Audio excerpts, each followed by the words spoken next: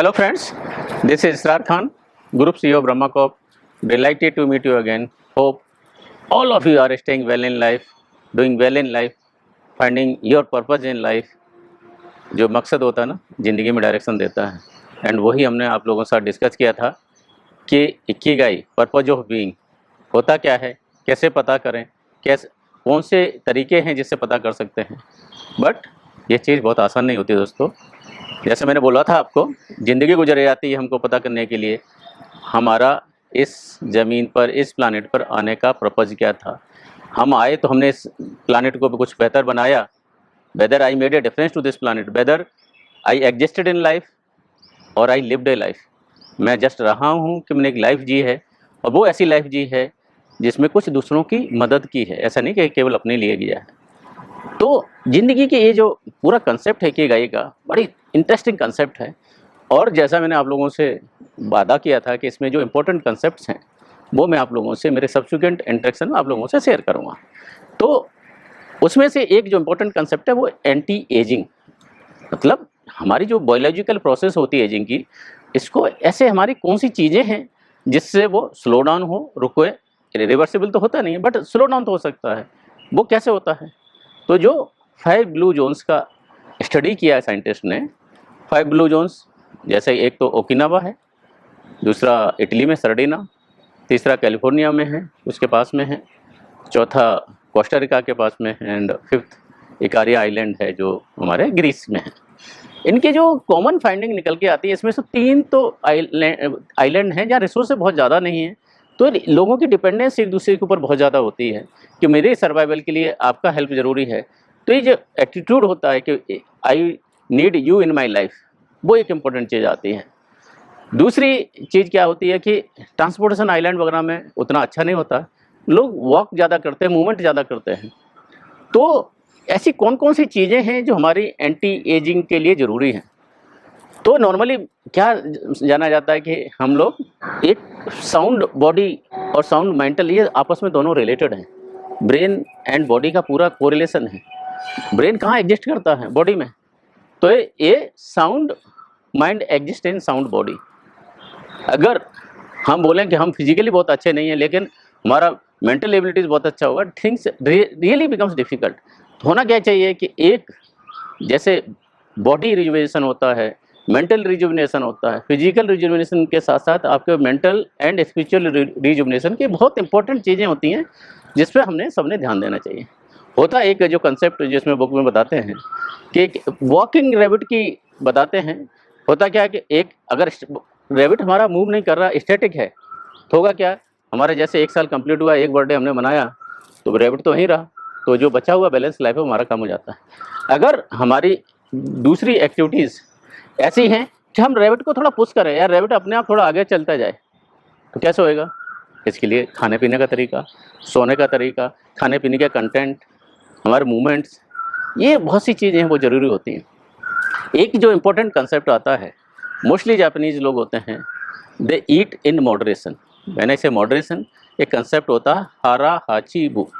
हारा हाची बु का जो कंसेप्ट होता है कि वो खाने से पहले ये प्रेयर और खाने के बाद करते हैं कि उनकी बॉडी को जितना ज़रूरत है उसका 80% खाएंगे। What day mean? तभी, लेकिन ये बहुत डिफ़िकल्ट होता है फाइंड आउट करना कि 80% कैसे पता चलेगा हमको। तो और इसमें दूसरी एक जो डिफ़िकल्टी ये आती है कि हमारे जो स्टमक और ब्रेन का जो टाइम लैप होता है वो अराउंड 15 से 20 मिनट के आसपास होता है। जब हम खा लेते हैं तो 15-20 मिनट बाद दिमाग को लगता है कि अभी हाँ ठीक हो गया, बट उससे पहले तो ओवर ईटिंग हो चुकी होती है। तो इसीलिए कंसेप्ट क्या किया इन लोगों ने, एक छोटी-छोटी बॉल्स में खाते, छोटी-छोटी प्यालों में खाते हैं, 4 छोटी प्याली, 1 बड़ी प्याली। जो वेस्टर्न कंसेप्ट होता है कि भाई कोर्स मील खाएँगे, 1 कोर्स, 3 कोर्स, 5 कोर्स, इनका नहीं, एक बार में पूरा खा लिया, और वो भी छोटे-छोटे प्लेट्स में खाया। जो 4 छोटी प्लेट्स हैं, 1 बड़ी प्लेट है। तो उससे क्या होता है, मॉडरेशन ईटिंग होती है, बड़ी मॉडरेशन में होती है। इसमें एक रिसर्च किया गया था कि जो एवरेज जापानीज़ का जो कैलोरीज़ कंजम्पशन है 18 से 1900 कैलोरीज होता है, जबकि वेस्टर्न कंट्रीज़ में वेस्टर्न काउंटर पार्ट उनके 2200 से लेकर 3300 तक लेके जाते हैं। सेम वे बीएमआई उनका ज़्यादा रहता है। इवन ओकिनावा में तो जो सॉल्ट एंड शुगर का जो इंटेक है रेस्ट ऑफ वर्ल्ड से तो बहुत कम है, रेस्ट ऑफ जापान से भी ऑलमोस्ट हाफ लोग लेते हैं। तो क्योंकि पाया ये गया है कि सॉल्ट एंड शुगर ये हमारी हेल्थ के लिए बेनिफिशियल नहीं होते हैं। तो ओकिनावा और ओगिमी में जो लोगों की डाइट रहती है बहुत, उसमें सॉल्ट एंड शुगर का इंटेक बहुत कम होता है। दूसरी चीज़ क्या होती है कि जो भी इनका जो पैलेट होता है, खाने का तरीका होता है, लॉट ऑफ वेजिटेबल्स में लॉट ऑफ वेजिटेबल्स फ्रूट्स में कलरफुल और रेनबो वाला कंसेप्ट होता है कि अलग डिफरेंट कलर के फ्रूट्स अगर लेते हैं तो उसमें अलग अलग विटामिन्स रहेंगे, अलग अलग न्यूट्रिएंट्स रहेंगे। तो हमारी जो बॉडी की जो डेफिशिएंसी होती है, बॉडी के विटामिन्स की नीड रहती है, वो फुलफिल होती है, डेफिशिएंसी हमारी कंट्रोल होती है। सो हाराहाची-बू along with rainbow concept, these are two important concept जो एजिंग को स्लो डाउन करते हैं। एंटी एजिंग का कंसेप्ट होते हैं। होता क्या है कि जब ज़्यादा खा लेते हैं तो जो बॉडी में एंटीऑक्सीडेंट रिलीज होते हैं ना, उससे एजिंग प्रोसेस बढ़ती है। होता क्या है कि इन चीज़ों को कंट्रोल करने के लिए एक controlled life along with moderation में जो खाने पीने का तरीका है, वैरायटी है, वो यूज की जाती है, छोटी छोटी प्लेट्स में खाया जाता है, वो इंपॉर्टेंट चीज़ें। दूसरी जो बात करते हैं, स्ट्रेस को मैनेज करना बहुत अच्छी तरह से आता है। हिंदी में बोलते हैं ना, चिंता होती है वो चिता से बढ़कर होती है। हम लगातार किसी चीज़ों के बारे में एक स्टेट ऑफ एंग्जाइटी में रहते हैं, चीज़ें आई नहीं उससे पहले हम चिंता करते रहते हैं, ये होगा तो ये होगा, ये होगा तो ये होगा। एक मैंने आपसे प्रीवियस वीडियो में शेयर किया था कि we suffer more in imagination than in reality. जो बाकी चीज़ें होती नहीं, 99% चीज़ें जैसे हमने सोची होती है वैसे होती नहीं है, लेकिन हमारा जो रेस्पॉन्स होता है बहुत एक एक्सट्रीम रेस्पॉन्स होता है। And because as a human being दिमाग वैसे ही होता है क्योंकि हम लोग सर्वाइवल मोड में हमेशा रहते हैं। लेकिन एक स्टोइक जो अप्रोच होती है कि चीज़ों को लीजिए। एक एनिमल में और ह्यूमन बीइंग फ़र्क यही है, एनिमल में एक स्टिमुलस होता है, इमीडिएट एक्शन और रिएक्शन होता है। ह्यूमन बीइंग्स में एक सलाहियत दी गई है, एक एबिलिटी दी गई है कि आपके स्टिमुलस एंड इसके बीच में एक रेस्पॉन्स टाइम होता है। आप सोच सकते हैं ये अच्छा है कि बुरा है। तो इसलिए जो कांस्टेंट स्ट्रेस फैक्टर होते हैं इनको कंट्रोल किया जाए। जो अनदर इम्पोर्टेंट एस्पेक्ट होता है जो ब्रेन के लिए, न्यूरॉन्स के लिए, एक इजरायली साइंटिस्ट हैं स्लोमो ब्रेजनेट्स, उन्होंने स्टडी किया है। और होता क्या कि एजिंग के साथ में हमारे जो न्यूरॉन्स होते हैं, न्यूरल कनेक्शंस होते हैं, धीरे धीरे डिके होने लगते हैं और उनमें सॉर्ट ऑफ जो एजिलिटी होती है वो ख़त्म हो जाती है। तो होना क्या चाहिए कि एजिंग के साथ में हमने new sports, new activity, new skills, new languages, जो कुछ हो सकता करिए, बट नया कुछ करिए।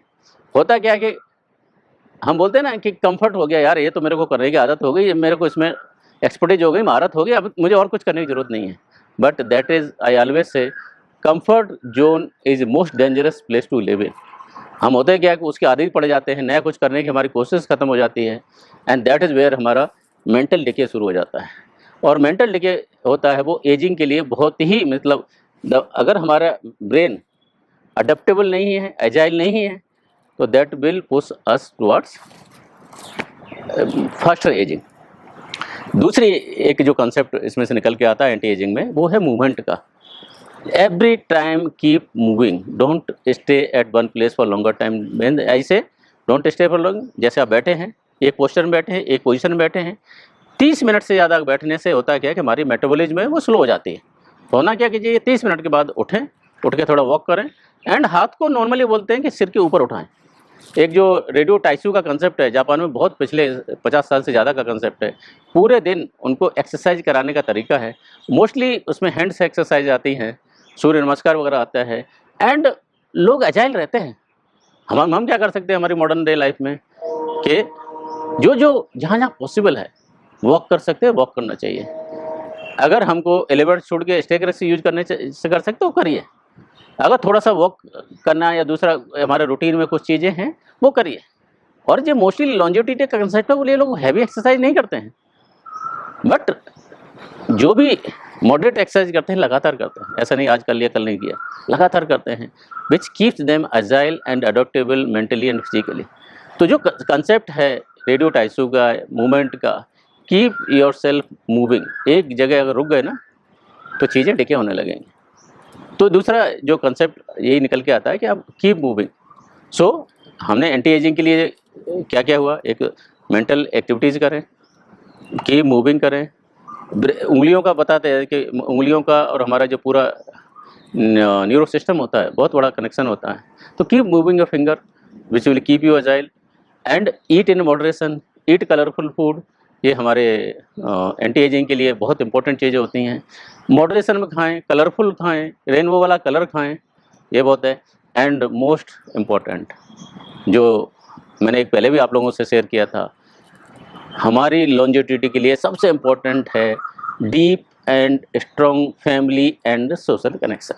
हमारे जो पारिवारिक संबंध हैं, हमारे जो सोशल संबंध हैं, कितने डीप हैं, कितने स्ट्रॉन्ग हैं, वो भी बहुत इम्पोर्टेंट होते हैं हमारी लॉन्जेविटी को डिसाइड करने के लिए। सबकी लाइफ में बहुत ज़्यादा फ्रेंड्स नहीं, 3-4 भी लोग हैं, 2 लोग भी हैं, 1 भी है, जिसको आप जब चाहें ज़रूरत के वक्त में आप कॉल कर सकें।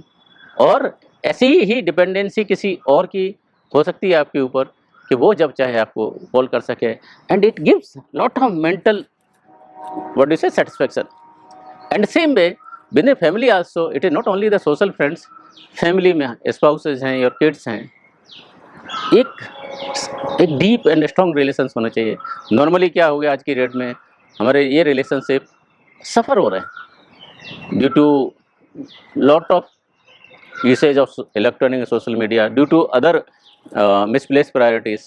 We are really losing this ties. लोग हम क्या ना फेस से ज़्यादा फेसबुक को इम्पोर्टेंस देने लगे हैं। ठीक है, टेक्नोलॉजी होनी चाहिए, बट टेक्नोलॉजी जब हमारी लाइफ को कंट्रोल करने लगती है तो लाइफ हम उनके गुलाम हो जाते हैं। लाइफ में हमारा अपना डिस्क्रिप्शन ख़त्म होने लगता है लाइफ में। तो एक जो ये सब चीज़ें अगर हम थोड़ी थोड़ी मात्रा में करेंगे तो एक लॉन्जिटिविटी का जो एटीट्यूड है वो लेके जिएंगे, तो that will help us in living a youthful life, एक एनर्जेटिक लाइफ, एक balance life. And with this I take your leave, but make sure whatever you are doing in life it has a purpose. And purpose के साथ साथ में आपका जो mental rejuvenation है, physical rejuvenation है, spiritual rejuvenation है, वो एंटी एजिंग के लिए बहुत ज़रूरी होती है। हमारी एजिंग प्रोसेस को स्लो डाउन करने के लिए बहुत ज़रूरी होती है। हमारे स्वस्थ शरीर में स्वस्थ मस्तिष्क को रखने के लिए बहुत ज़रूरी होती है। एंड एक पर्पज़, ये सब चीज़ें होंगी तो एक पर्पजफुल लाइफ जीने में हमारी मदद करती है। With this I take your leave, stay young, stay youthful, stay energetic, eat well, sleep well, exercise well. That's what I have a wish for all of you, and my sincere request to all of you that whatever we say, if it makes a sense to you, please like, share and subscribe, because it gives a sense of satisfaction to us कि हम जो लोग कर रहे हैं आप लोगों के लिए यूज़फुल है। And with this I'll take your leave. Stay blessed, stay purposeful, stay young, stay youthful, and live a very long and youthful life. Stay blessed. Thank you.